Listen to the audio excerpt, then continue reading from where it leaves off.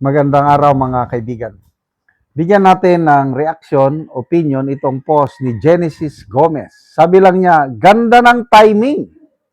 Talagang ngayon pa nag-brown out, mapapaisip ka na talaga. So ano itong brown out? Isinare niya ang post ng Net25.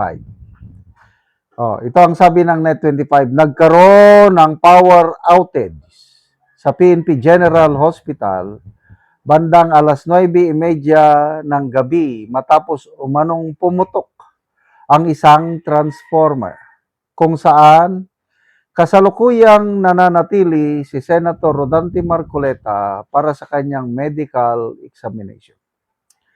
Ayon sa verified source ng Net25 News and Information, pansamantalang nawalan ng kuryente ang hospital. Sa kasalukuyan, naibalik na ang supply ng kuryente sa ilang bahagi ng pasilidad. Gayunman, ito na, ang masakit. Wala pa ring kuryente sa wing kung saan nakakonfine si Senator Marcoleta. Ito po ang post ng Net25. Nakakalungkot naman, di ba? Maalala ko tuloy, I think 2024, nung nakakulong si Attorney Sulaika Lopez, yung Chief of Staff ni VP Sara sa House of Representatives, ano? So, pumunta doon, sinamahan ni VP Sara.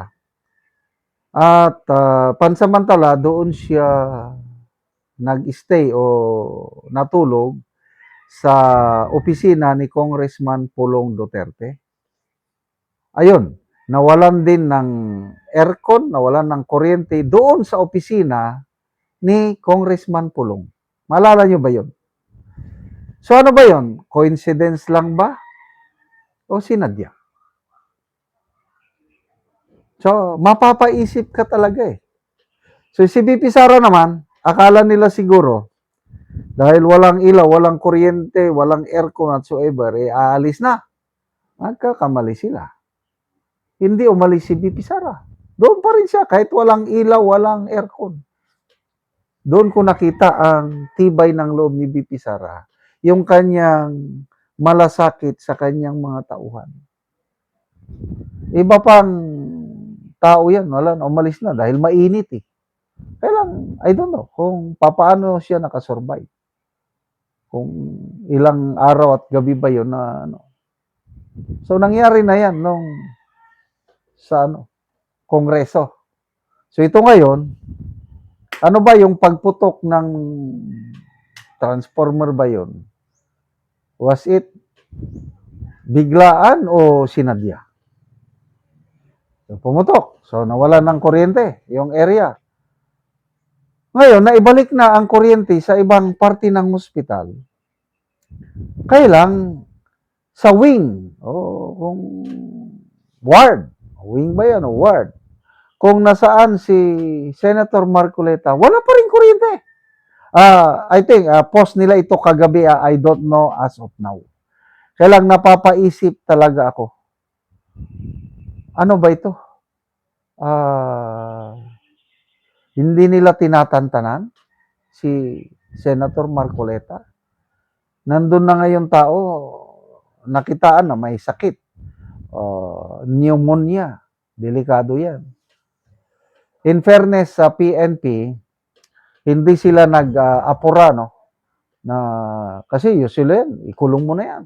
Dalhin na sa kulungan, sa Quezon City Jail ata, sa Payatas. Doon sana dapat. Kailang, inasikaso ng husto ng PNP ang pag-check up kay Senator Marcoleta. Kaya ito ngayon, na nakita yung sakit niya. So, I don't know kung hanggang kailan siya dyan sa PNP General Hospital. To me, mas maganda na lang sana nandyan siya. At least hospital. Para bang hospital detention? Kaysa yung mapunta siya doon sa talagang jail. Ang hirap doon. Excuse me ha. With this age, I don't know kung gaano siya katagal. Mas mabuti na lang kay Tatay Digong, dahil kahit nakakulong siya, kailang yung detention facility sa The Hague, iba yun. Hindi kulungan na parang katulad sa atin. Parang normal na bahay lang na complete facilities, everything. Iba ang kulungan sa Pilipinas, I tell you. Nasubukan ko kasing nakulong eh. Nakakahiya mang aminin. Noong kabataan ko, 2 beses akong nakulong. Although hindi nagtagal, ano? Dahil petty crime, may minor de edad eh. Petty crime. Matigas ang ulo. Ang hirap ang hirap matulog sa kulungan sa Pilipinas. Ang baho, ang daming surot, ang daming lamok. So paano makaka-survive? 72 years old. Kung kulungan katulad kay Tatay Digong, baka mas okay. Yung mga kulungan sa ibang bansa, kung minsan nakakapanood ako ng documentaries tungkol sa kulungan, sabi ko, ang ganda naman ito. Ang sarap makulong sa mga kulungang ganon. Sa Pilipinas, I tell you, ang hirap makulong. Kaya ipagdasal po natin si Senator Marcoleta, Senator Jinggoy.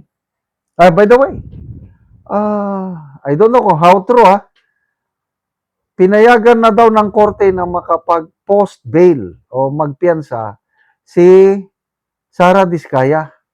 I don't know how true. Kasi hindi naman lahat ng post totoo. Hindi ko lang na counter check, hindi ko na search kung totoo.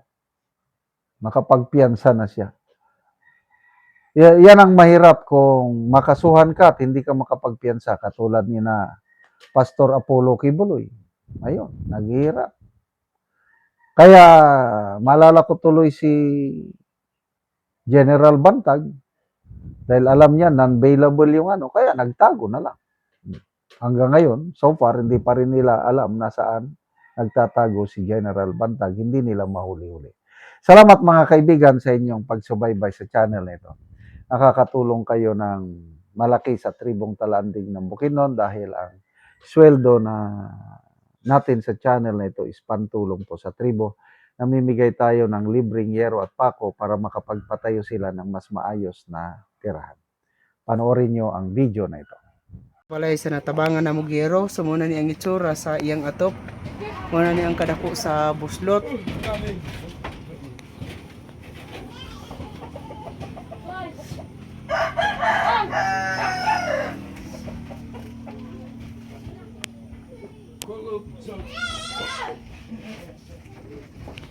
So karon mag-atop na ni siya sa gitabang sa iyang hero.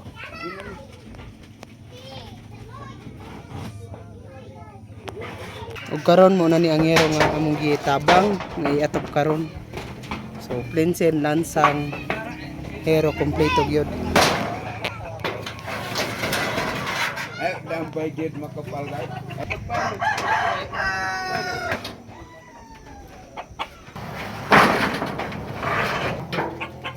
Kang pagilid din nila kita bili.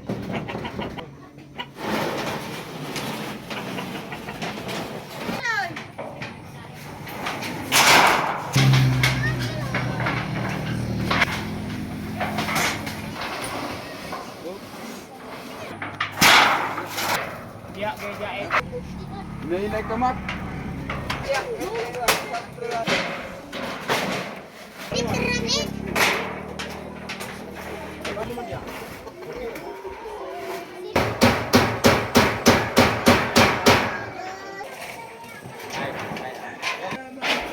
Dua po, dua.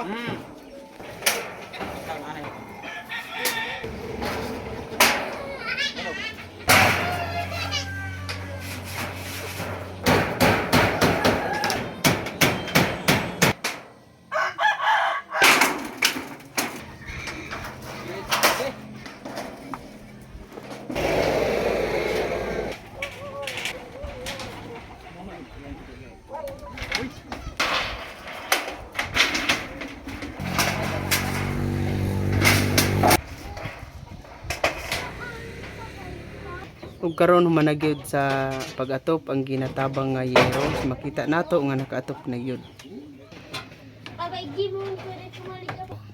atop na gid ko. Nakailis na kog kuan atop nga buslot akong atop. Salamat gyud nga napulian akong atop nga 30 na ka tuig. So salamat kayo.